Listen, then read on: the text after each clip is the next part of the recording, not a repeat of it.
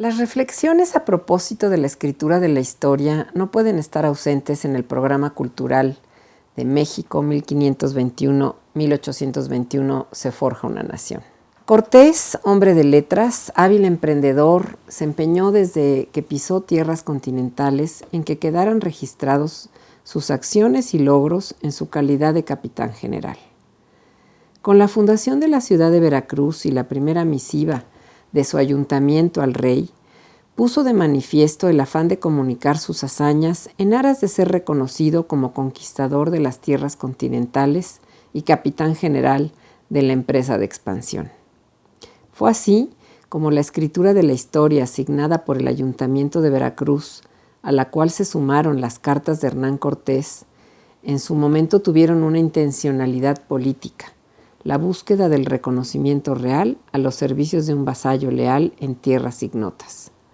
Hoy, muchas veces impresas, cultivan nuestra memoria histórica. La doctora Patricia Escandón Bolaños, estudiosa de la historiografía mexicana y catedrática de la UNAM, en su conferencia y textos, Historia, Escritura de la Historia, Sentido de Corporación, Crónica Conquista, Crónica Religiosa del siglo XVII y Crónica del siglo XVIII, proponen una aproximación a las crónicas históricas escritas en el México virreinal. A grosso modo, hace referencia a las crónicas de las conquistas armadas escritas por propios actores, siendo Hernán Cortés el primero. Se refiere luego a las numerosas crónicas que podríamos calificar como de la conquista espiritual y que con mayor precisión el doctor Elías Trabulce consideró primeras historias patria. Fueron escritas por los cronistas de las órdenes mendicantes para dar constancia del antes y del después de sus tareas misioneras. En ellas dieron cuenta de la naturaleza americana, de las características culturales de los indios antes de su evangelización y de las arduas acciones emprendidas para asentar la fe cristiana en tierras americanas. Muchas de ellas fueron leídas en versión manuscrita en los conventos y solo llegaron a la imprenta hasta los siglos XIX y XX. Las impresas circularon en el orbe católico y después del Concilio de Trento sirvieron para exaltar la labor de las órdenes religiosas en favor de la diseminación de la fe católica.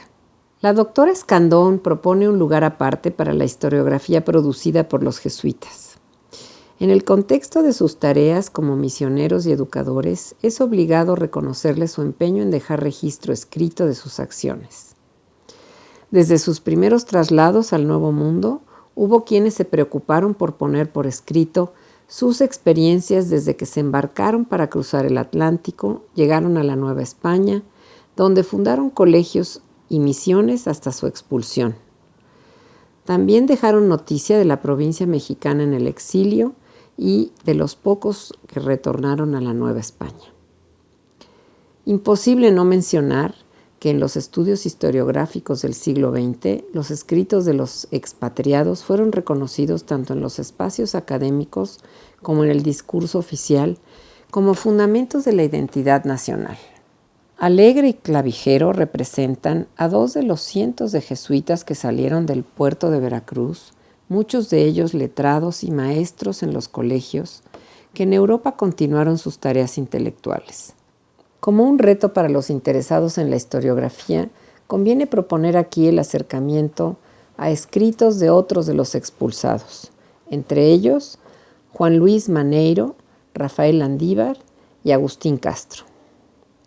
Los estudiosos de la historiografía del arte en México tienen como gran asignatura pendiente la investigación de los escritos del jesuita Pedro Márquez, a quien muy bien podríamos calificar como el primer historiador del arte en México. Disfruten ustedes esta conferencia de la doctora Escandón. Patricia Escandón es doctora en Historia por la Universidad Nacional Autónoma de México. Sus líneas de investigación son la historiografía novohispana, la historia del Imperio Español y la historia de la Iglesia Católica en América. En la Universidad Nacional Autónoma de México es investigadora titular del Centro de Investigaciones sobre América Latina y el Caribe y profesora en el Colegio de Historia y en los posgrados de Historia y de Estudios Latinoamericanos de la Facultad de Filosofía y Letras.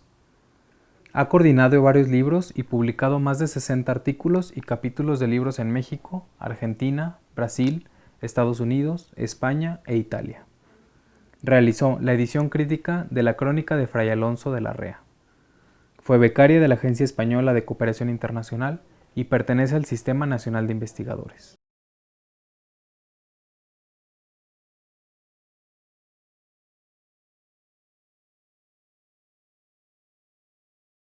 Decía recientemente el historiador israelí Yuval Harari que la humanidad ha sido exitosa por dos rasgos principales. La primera es nuestra capacidad para contarnos historias persuasivas, historias que convencen. Y la segunda es la de colaborar para hacer la realidad. Y doy un ejemplo a este respecto. Allí por el siglo IV, San Agustín introdujo en Occidente la idea de que la vida humana, material y efímera, que hasta entonces no había tenido sentido, a partir de la llegada de Cristo y de la redención, cobraba uno nuevo, que era la salvación del alma. O sea, la humanidad tenía ahora un destino trascendente, llegar a Dios. Además decía que en el momento en el que todos los pueblos fueran cristianos, llegaría el fin de los tiempos y todos volverían a Dios. Esta idea a lo largo de la Edad Media generó algo que se conoce como el agustinismo político, que asume que el poder del Papa y el de los reyes cristianos es legítimo, dado que tratan de extender este reino de Dios por la tierra para que llegue el fin de los tiempos. Y de alguna manera, todo esto que se refiere a esta visión de la acción de Dios en la historia del hombre, que es una serie de sucesos encadenados para volver al Creador, para que el alma vuelva a su Creador, define que la historia que tenga sentido escribir no es la de las vidas comunes y corrientes, sino los grandes hechos de los reyes y, por supuesto, del pontificado. ¿Por qué? Porque tienen como propósito extender el reino de Dios por el planeta. Estas eran un poco las convicciones de los europeos del siglo XVI, incluidos los españoles que llegarían a América a partir de 1492. Y junto con este ideario medieval de la historia providencial y de la importancia de la historia de los reyes, de las coronas, también tenían otro supuesto medieval, que aquel vasallo, en este caso ellos, gente común y corriente, que combatiera y ganara tierras para Dios y para su rey, además, amén de extender el reino de Dios por la tierra, tenía derecho a que su soberano, su monarca, lo recompensara con premios simbólicos y materiales, ganar gloria y además tener algún beneficio. Con esa idea, mucha gente a partir de 1492, bueno, poco más después de los viajes de Colón, cuando se empezó la ocupación de los territorios americanos recién descubiertos, vino con esta idea de ganar gloria, de extender el reino de Dios y de tener recompensas materiales que lo engrandecieran. La aparición de América no solamente dio pie a la llegada de un montón de personajes que aspiraban a estas recompensas. Para una minoría de eruditos, teólogos, lo que hoy llamaríamos intelectuales en España, la aparición de América planteó problemas, digamos que hoy llamaríamos de tipo científico, porque resulta que este continente no estaba previsto en la única obra, digamos, de saber general que era la Biblia. Existían 3 partes del mundo, no 4. América representó un problema de tipo ideológico, científico y moral para los pensadores europeos. Eso por una parte.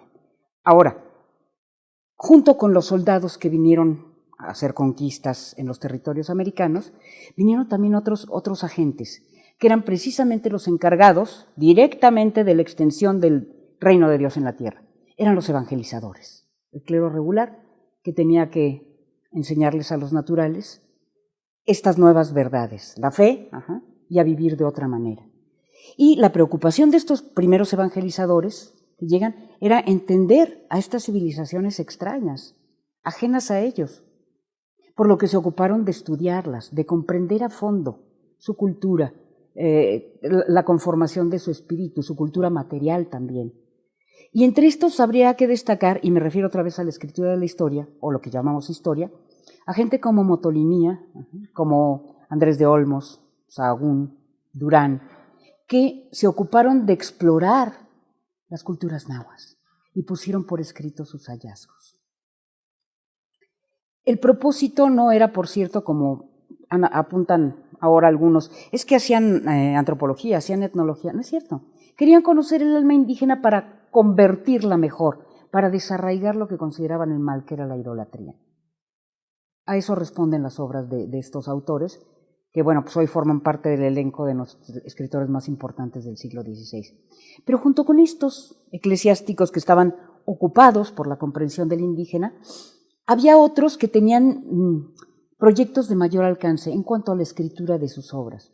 Por ejemplo, integrar la historia del Nuevo Mundo al decurso de la historia universal, a la historia de la cristiandad, a la historia de la salvación. Este fue el trabajo, por ejemplo, de un célebre franciscano, Fray Juan de Torquemada. Había otros, como Fray Bartolomé de las Casas, que estaban interesados en la cuestión jurídica, teológica y humana, y que llegaron a escribir, Las Casas concretamente, llegó a escribir en sus obras, en la Apologética Historia y en otros trabajos, que los indios tenían derecho a sus tierras y a su libertad. Por eso se les recuerda particularmente.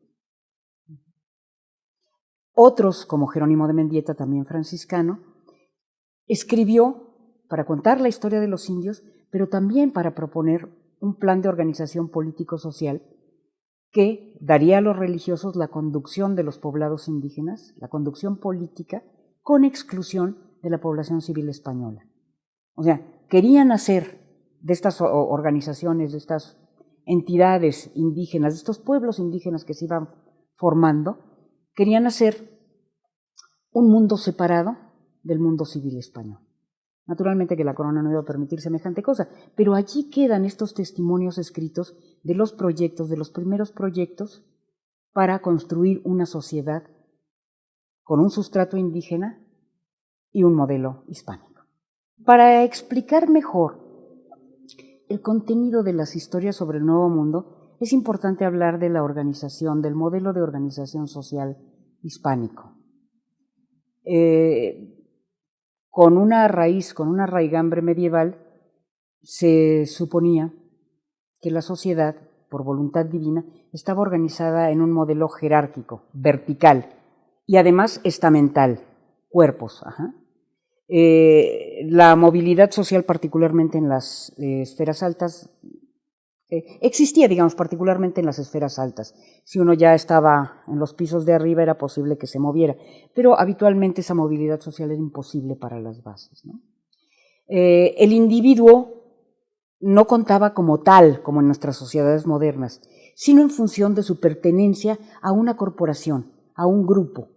La gente se organizaba, por ejemplo, la sociedad se reconocía el conjunto de familias nobiliarias, la nobleza tenía un lugar corporativamente hablando, las órdenes religiosas, el clero, eran grupos, eran agrupaciones que eran reconocidos así. Los cuerpos de administración de las ciudades o ayuntamientos o consejos o cabildos eran cuerpos colegiados que se hacían cargo de la administración citadina. Los gremios, trabajadores manuales que se agrupaban, ¿no?, para que sus intereses estuvieran representados por esa colectividad. Grupos de comerciantes, que no solamente estaban en España, fueron famosísimos los gremios o guilds de comerciantes en Europa del Norte. Era un mundo que se reconocía a sí mismo ordenadamente, pero por grupos. Ahora, esto formaba una pirámide, cuya cúspide era siempre el rey.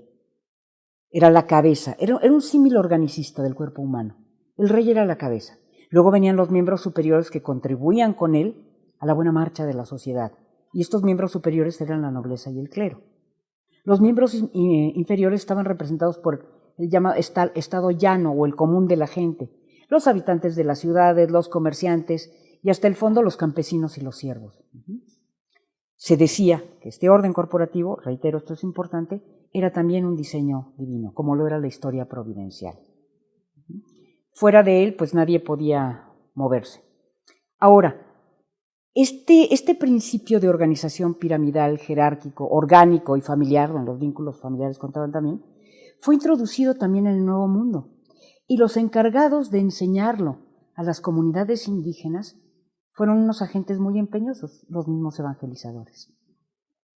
Con ellos, los indios aprendieron a ubicar su lugar en este orden corporativo, que habitualmente fue encontrado en el orden político en lo que se llamaba República de Indios o pueblos de indios, que tenían sus propias autoridades, etc., y en el orden religioso en la cofradía, las cofradías eran hermandades seglares que en torno al culto a determinada advocación de Cristo, la Santa Cruz, el Santísimo Sacramento, o Mariana, la Virgen del Rosario, cualquier otra, o de un santo,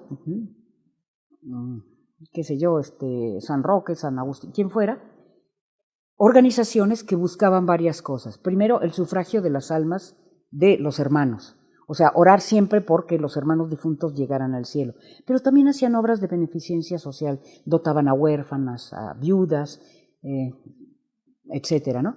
Y para el efecto disponían también de sus propios recursos, tenían bienes propios.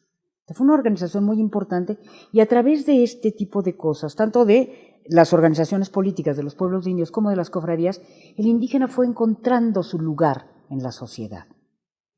Un sitio que, reitero, cada uno tenía, ¿no? O sea, los españoles ocupaban un determinado sitio. Las autoridades virreinales tenían también su espacio mucho más arriba, ¿no?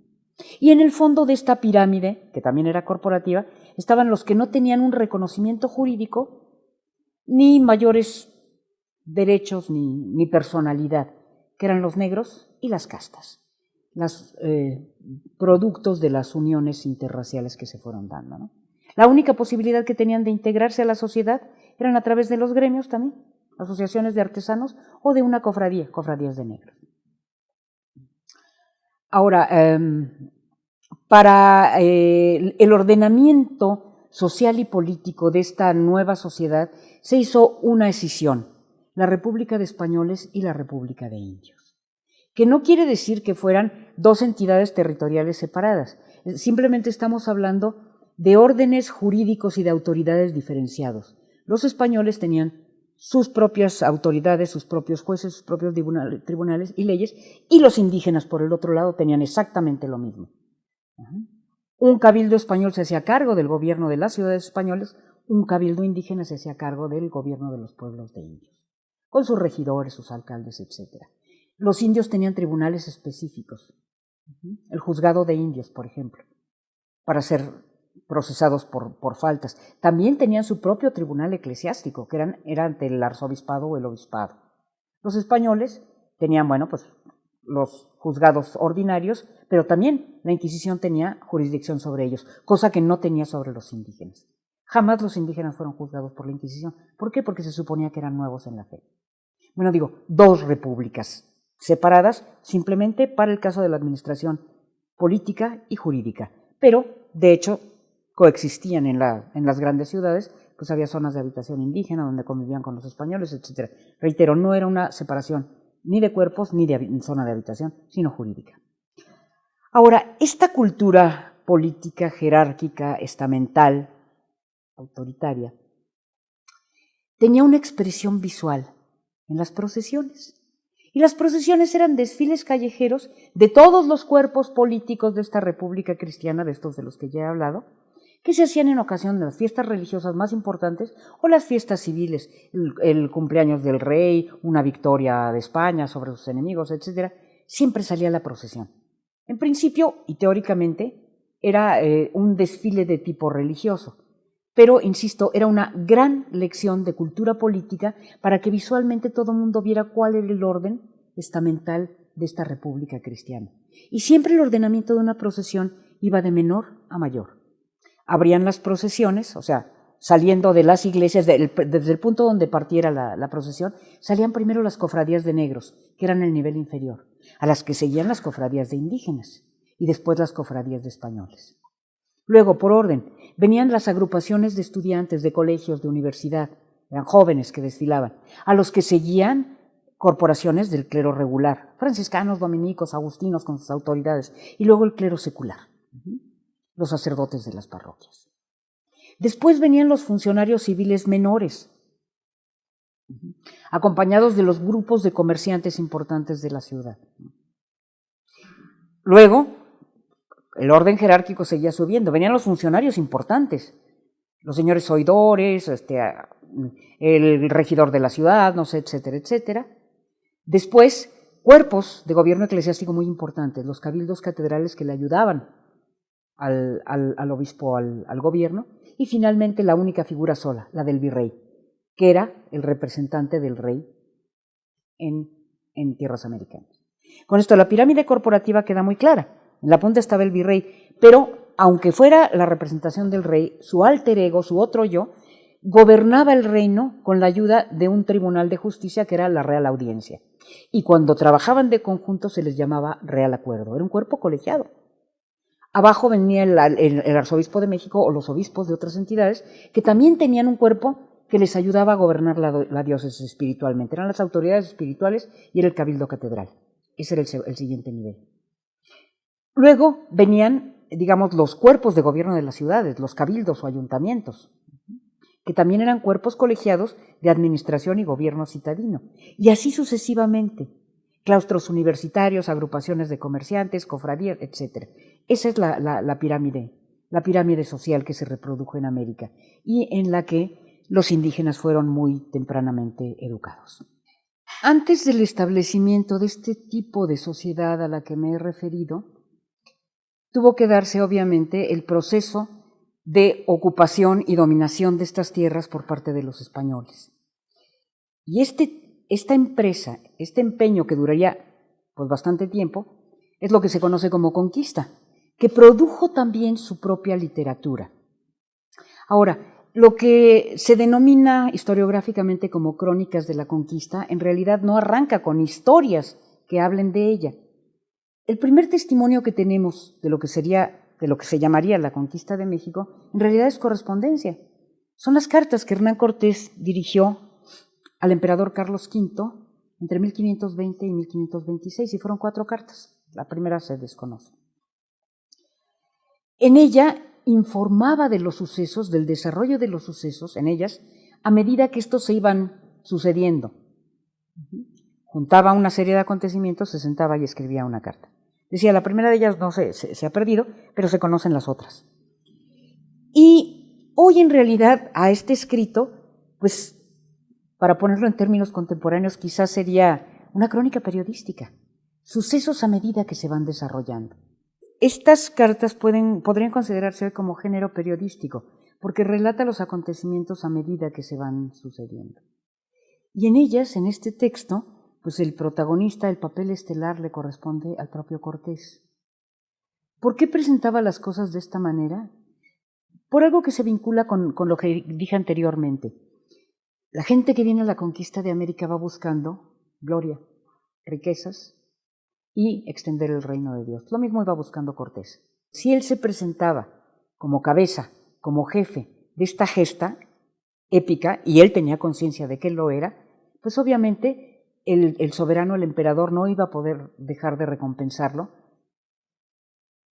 con una magnitud similar a lo que él había logrado. Esa es la razón por la que estas cartas de relación se presentan de esta manera, en esta tónica. Ahora, los siguientes testimonios tempranos que tenemos respecto a la conquista de México, pues tampoco son historias. Siguiente es un texto que escribe el también conquistador y compañero de Cortés, Andrés de Tapia, en 1533, que es algo así como relación de las cosas que le acontecieron al marqués, etcétera, etcétera, y que es una apología de las acciones de su jefe, ¿no? Proporciona algunos hechos que no se mencionan en la correspondencia cortesiana, y eso amplía el espectro de los informes sobre los hechos de la conquista, pero no es una historia en sí. A eso seguirá una relación de méritos y servicios de Bernardino Vázquez de Tapia, que es de 1543 aproximadamente, y que contradice la versión cortesiana. Si Cortés es el héroe en su propia correspondencia y en los relatos de Tapia, de Andrés de Tapia, en la relación de méritos y servicios que Bernardino Vázquez de Tapia está presentando ante el propio monarca para obtener su recompensa, contradice muchas de las cosas que afirma Cortés. O sea, no, el señor no fue tan protagonista porque nosotros hicimos, porque no. Ajá. Y vaya, con base en el cotejo de estas fuentes, pues puede irse haciendo un perfil más completo de lo que fue la historia. La siguiente historia, también temprana, es la de un exconquistador que ya viejo se mete a fraile, es Fray Francisco de Aguilar, y escribe una brevísima relación de los acontecimientos que él presenció. No es una historia en realidad, es una especie de memoria que escribió para satisfacer la curiosidad de sus hermanos dominicos sobre aquellos hechos en los que él había participado.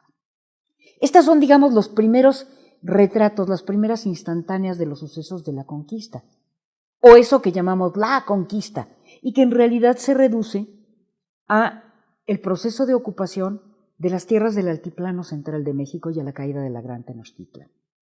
O sea, eso que llamamos por antonomasia la conquista, se refiere solo a eso. Y suele pasarse por alto que este proceso de dominación hispánica sobre las tierras que hoy forman el Estado-Nación, el país que se llama México, pues es un proceso mucho más largo y mucho más complejo, que nada tiene que ver Yucatán o el occidente de México o el norte de lo que hoy es México con esto que hizo Cortés y otros de sus conquistadores en la zona central. Siempre yo las llamo las conquistas soslayadas. Los reflectores están sobre el centro. Padecemos de un centralismo, ¿no? Y nos olvidamos de esos otros territorios. Por ejemplo, para el caso de Yucatán, hubo un indígena maya que ya cristianizado tomó el nombre de Pablo Pech, y que se llamó Ajnacu Pech, y escribió unos anales que registran acontecimientos desde 1511, y no quiero decir que él estuviera vivo entonces, desde luego que no, recoge versiones orales, registra acontecimientos desde 1511 hasta 1560. Pero él nació después de la llegada de los españoles, fue un indígena cristianizado, por eso tomó el nombre de Pablo, y obviamente estaba alfabetizado. Fue haciendo este registro de sucesos previos a la conquista de Yucatán, a la llegada de Montejo y de su hijo y de su sobrino, ¿no?, que fueron los conquistadores. Registra cosas de tradiciones orales, sucesos relativos a la conquista, entre ellos una rebelión indígena en la zona maya en 1546 y otros hasta llegar a 1560. Eso por lo que toca a fuentes, digamos, sobre la conquista de Yucatán. Luego, para zonas fuera del altiplano central, digamos el occidente de México, Jalisco y tierras más al norte, pues aquí tenemos que recurrir a la conquista que emprende Nuño de Guzmán entre 1530 y 1532 o 33. Envidioso de las glorias de Cortés, y era su rival, él decidió que iba a hacer una proeza similar. Sale de la Ciudad de México con un montón de tropas, entre las que van forzadamente compañías indígenas, lo acompañan, pasa por Michoacán, donde causa un montón de estropicios, sigue hasta Jalisco haciendo lo mismo, fundará después allí la ciudad de Guadalajara, continúa por Nayarit hasta llegar a Sinaloa, donde hace también la fundación de Compostela y de Tepic. Y luego estos territorios conquistados pues, conformarán una gobernación que la corona le confiere con el nombre de la Nueva Galicia. Eso será el gran occidente de México. Sabemos de todo esto por informes que sus compañeros remitieron y él mismo, correspondencia a la península, y que se publicaron muy recientemente con el nombre de Crónicas de la Conquista del Reino de la Nueva Galicia, a través de estos testimonios. Esto, que eran relaciones para ser premiados en la corona, por la corona, se convierten después en nuestras fuentes para la historia, para la confección de las historias que contarán esos procesos de conquista, tanto en el caso del centro de México, de Yucatán, como del occidente. Ahora, este paso destructor de Nuño de Guzmán por tierras del centro y occidente de lo que hoy es México, dará lugar a sublevaciones de los grupos que ocupaban la zona, los genéricamente llamados chichimecas, que eran bandas de cazadores-recolectores, a veces sedentarios, a veces con territorios de recorrido, que ante la presión y el acoso de estas huestes españolas y sus aliados indígenas, responden violentamente. Y en el occidente, en lo que hoy es Jalisco, se levantarán en armas en lo que se conoce como la Guerra del Mixtón, una conflagración que estuvo al punto de dar al traste con todo lo dominado por los españoles y que tuvo que ser sofocada por el virrey mismo, don Antonio de Mendoza. Esto se prolongaría después en levantamientos sistemáticos de estos grupos del centro occidente, del norte mexicano, el árido norte mexicano, ocupado por estos grupos de cazadores-recolectores, que seguirían acosando continuamente los avances españoles, avances que se empiezan a dar a partir de los años 40 con el descubrimiento de las minas de Zacatecas y de Guanajuato. O sea, los españoles no hubieran avanzado más allá de la frontera americana mesoamericana de no haber aparecido yacimientos minerales en esta región septentrional. Y por ahí empezaron a avanzar y a hacer caminos que iban hacia tierra adentro, y los chichimecas a resentir el avance. Por eso hubo sublevaciones, y una grande que fue confederada, que se conoce como la Guerra de los Chichimecas, y que duró desde los años 60 del siglo XVI hasta prácticamente inicios del siglo XVII. De este gran levantamiento dio cuenta un religioso agustino en una historia que se llamó Guerra de los Chichimecas, y que escribió aproximadamente entre 1575 y 1580 para explicar que este problema podía tener una solución política si se llegaba a la negociación con estos grupos, al intercambio de regalos, a las concesiones, que finalmente eso fue lo que hubo que hacerse para controlar este tipo de levantamientos. Pues esto es lo que podemos considerar, digamos, la historia de los procesos de ocupación y de conquista española de estos territorios, actualmente parte de México. Junto con estas llamadas crónicas de la conquista, que básicamente datan del siglo XVI, vamos a tener paralelamente testimonios históricos producidos no por seglares, no por soldados, sino por eclesiásticos. Y no son obispos precisamente, no son señores curas de una parroquia, sino pertenecen a las corporaciones del clero regular.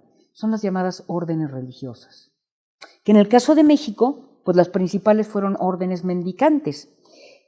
El nombre mendicante viene de mendicidad. Esto quiere decir que estas corporaciones religiosas vivían de limosnas o debían mantenerse de lo que la grey cristiana quisiera darles. En teoría no podían tener bienes propios, vivían en comunidad, hacían votos. A diferencia de los señores obispos y de sus curas párrocos, que ellos vivían en su casa parroquial y tenían otras fuentes de ingreso para la vida, los diezmos y una serie de derechos que pagaban los fieles. Las órdenes religiosas no. Bueno, pues estas órdenes religiosas, de las que, bueno, antes de hablar de sus historias, quiero referirme a ellas, se establecieron muy tempranamente en Nueva España. De hecho, los franciscanos llegan en 1524 solicitados por Cortés, y a partir de ahí vendrían los dominicos, los agustinos, y después los jesuitas, que no es una orden mendicante, pero sí es una corporación religiosa. La Iglesia en América, y particularmente la Iglesia en Nueva España, no viene con su esquema ordinario, que es el señor obispo con su catedral, y abajo de él los señores curas párrocos en sus iglesias. No, porque Cortés desde el principio le escribe al emperador y le dice: aquí no hay con qué mantener una infraestructura costosa como la de un obispo y sus señores curas párrocos.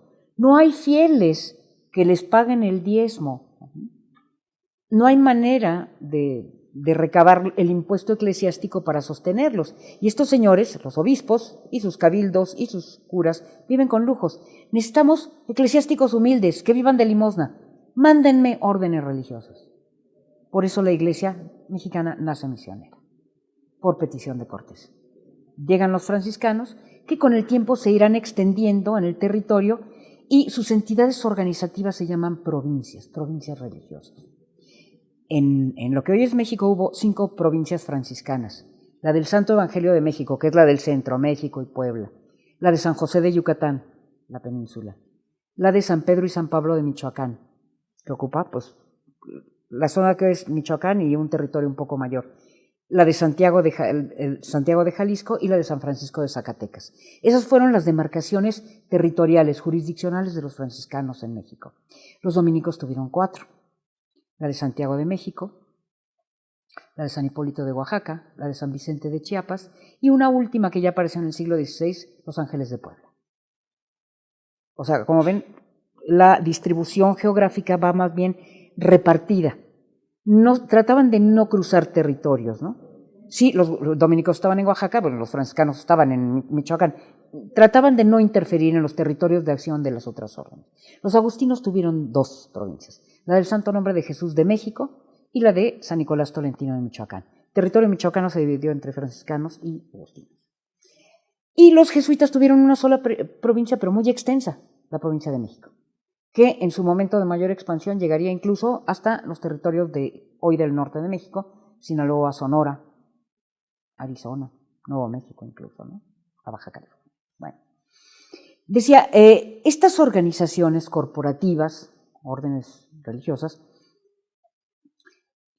A partir de, digamos, empezaron a trabajar muy tempranamente, en primera parte del siglo XVII, pero ya hacia el final del siglo XVII sus propias autoridades estaban interesadas en que escribieran historias de su acción en América, en este caso en la Nueva España, y mandaron órdenes a sus autoridades, a los padres provinciales, cada provincia tenía una autoridad central que el padre provincial, para que empezaran a confeccionarse historias de estas gestas espirituales, de esta conquista espiritual de los grupos indígenas entre los que trabajaron.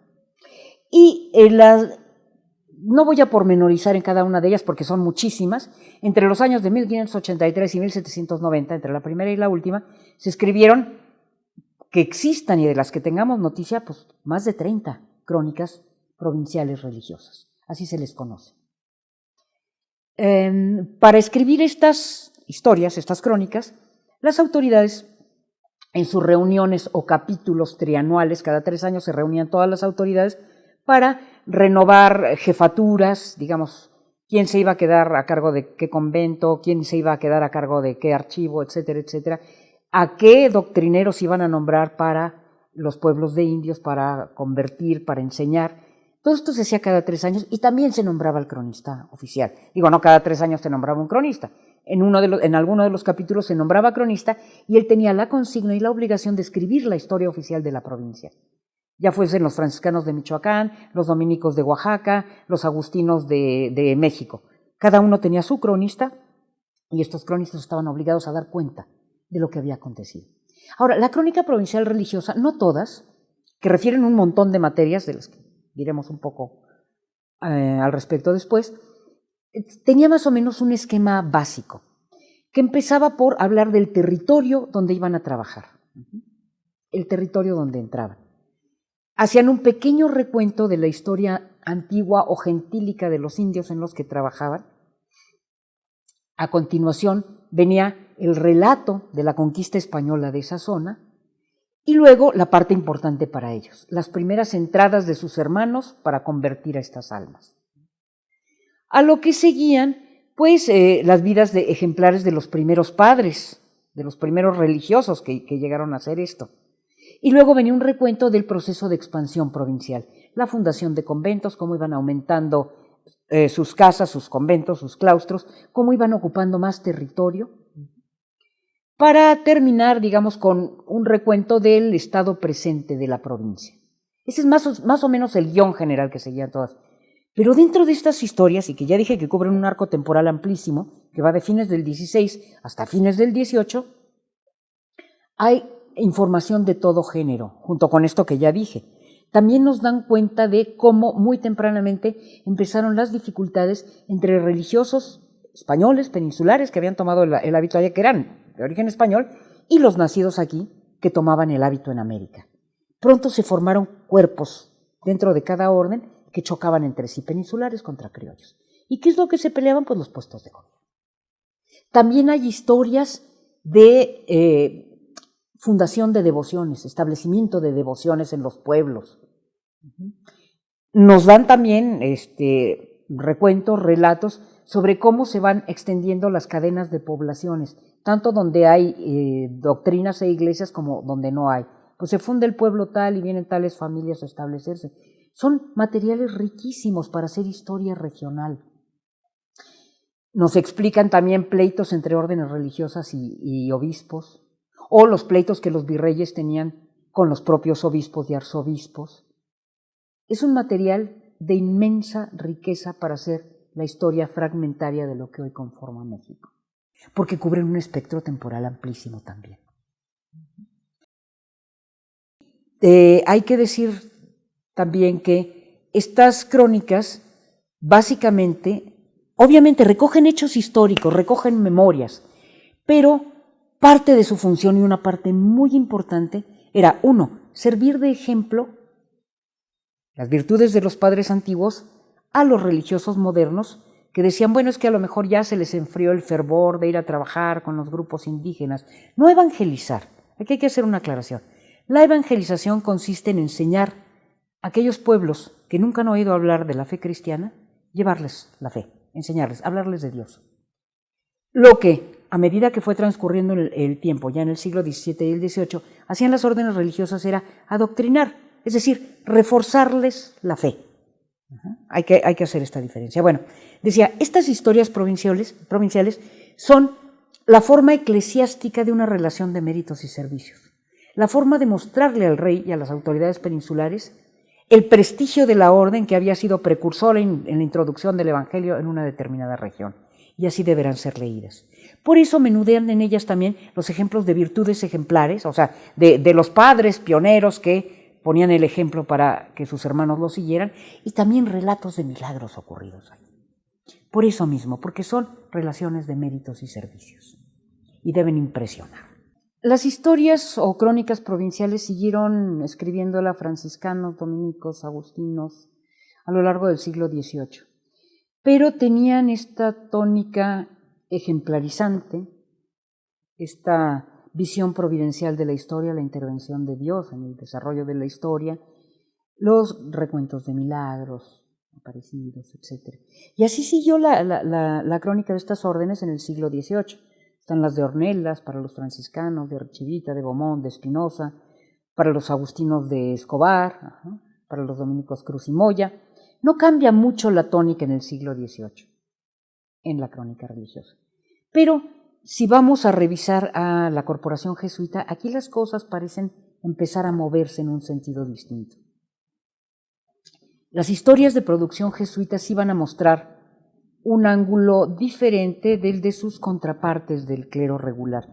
Y esto posiblemente haya que atribuirlo a una renovación en el programa de estudios de los colegios de los ignacianos, de los jesuitas. Una renovación que se empieza a dar de mediados del siglo XVIII en adelante y que empieza a interesarse por impartir contenidos de los desarrollos científicos que se están dando en Europa.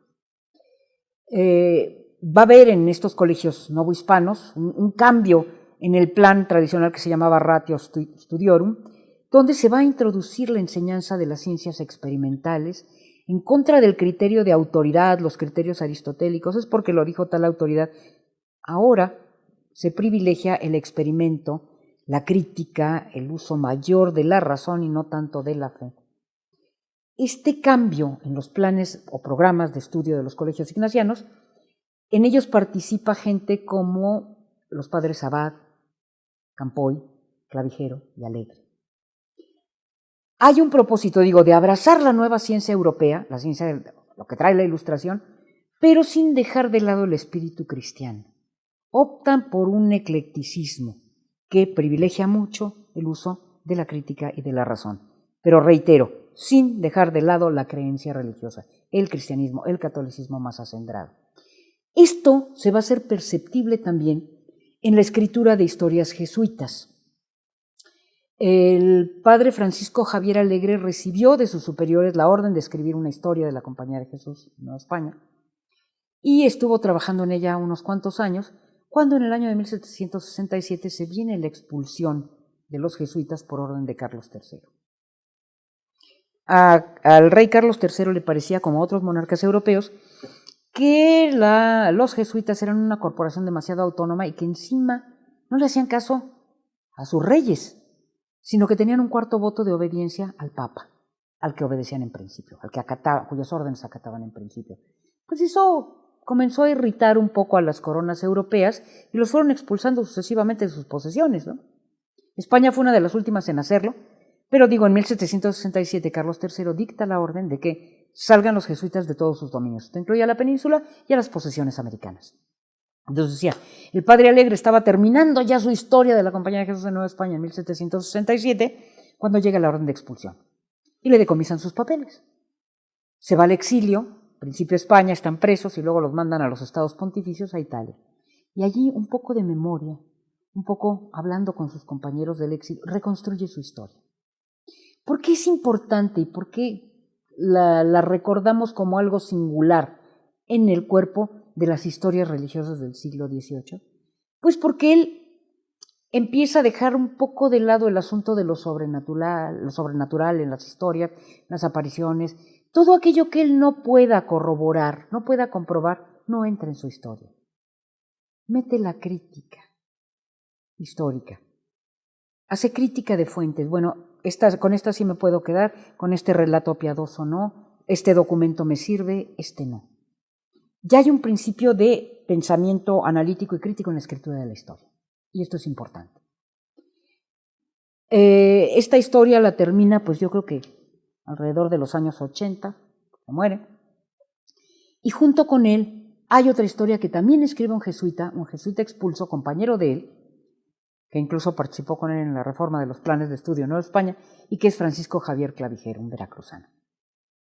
Clavijero, estando en Italia, y desde antes, empezó a leer obras de los sabios europeos, los llamados filósofos ilustrados, como Cornelius de Pau, Raynal y otros, Buffon, el conde de Buffon, que hacían, digamos, consideraciones filosóficas sobre el ser americano, sobre la naturaleza americana, y que, comparándola con el viejo mundo, resultaba ser inferior. O sea, pues aquí la naturaleza está degradada en América, los animales son menores, los hombres son más tontos. Clavijero lee todo eso y monta en cólera. Y escribe en italiano, los años 80 también, una historia antigua de México, que rescata las glorias del pasado indígena, recupera las fuentes pictográficas como fuentes lícitas para la reconstrucción histórica. Dice, no son obra de bárbaros, o sea, esta era gente tan civilizada como la que más. Y habla de la grandeza de ese México indígena para responder a las calumnias de estos pensadores del norte de Europa. Esto ocurre en los años 80 en Italia. Son dos jesuitas que escriben en el exilio, hablando de su patria, y que difunden esta visión o tratan de difundir esta visión por el mundo. Pero poco antes de las obras de estos dos historiadores jesuitas, unos 40 años antes de que se salieran, bueno, no se publican de inmediato, la de Clavijero sí, la de Alegre no. Antes de que se conocieran estas obras, los años 40, los años 30 y 40, un erudito italiano, Lorenzo Boturini, muy interesado en el asunto de la Virgen de Guadalupe, se vino a Nueva España, se metió de contrabando, empezó a recoger materiales para la historia, porque a él le parece importante hacer una historia de todo esto que hay aquí. Y empieza a colectar materiales que incluyen documentos, papeles, incluso pues algunas cuestiones arqueológicas, para formar su museo indiano, su famoso museo indiano, museo histórico indiano. Y está muy contento Boturini haciendo esto y además recogiendo fondos para nombrar a la Virgen de Guadalupe no sé qué cosa, ¿no? Y de repente el virrey se da cuenta de que está aquí un italiano que está recogiendo fondos y le pregunta, bueno, ¿tú con qué autorización entraste? Cuando descubre que entró de contrabando, le decomisan todo lo que ha juntado y va al exilio. Pero bueno, ya en Europa, de cualquier manera, Boturini, poco con la ayuda de los amigos, oigan, a ver si me pueden copiar algo de lo que me recogieron y no sé qué, escribe su Historia General de la América Septentrional, escribe un solo volumen, donde también reivindica el pasado indígena de alguna manera. Dice que el mundo mesoamericano pues es una cultura más del orbe, ¿no? O sea, junta todo esto que son tradiciones orales, fuentes pictográficas y todo, fuentes que hoy llamamos culturales y que antes no se tenían en cuenta, las considera en esta reconstrucción histórica. Y a la mesoamericana la considera una cultura más del mundo, con el mismo derecho que cualquier otra. Por eso es importante la obra de Boturini. Ahora, estando en Madrid, Boturini se aloja en la casa de un poblano, Mariano Fernández de Echeverría y Beitia, con el que tiene mucha interacción y le cuenta sus intereses históricos, y Beitia acaba por quedarse encantado con esto que hace Boturini, y él mismo emprende la redacción de otra historia antigua de México, cuya virtud más importante probablemente es la recuperación de los calendarios nahuas, de los calendarios mexicas, y también de la consideración de culturas indígenas por su propio valor. Ahora, estas historias que se escriben en el siglo XVIII, una sola de ellas, digamos, es una crónica regional, que es la de Alegre, las otras no, y otras historias escritas por seglares como Boturini y Beitia, representan un cambio en la tradición cronística regional religiosa. Hay un cambio de enfoque, hay un uso mayor de la crítica de fuentes, la selectividad de aquello que puede considerarse creíble y no, y la aplicación de una racionalidad antes que de principios fideístas en la confección de la historia. Por eso son importantes en el contexto de la historia mexicana.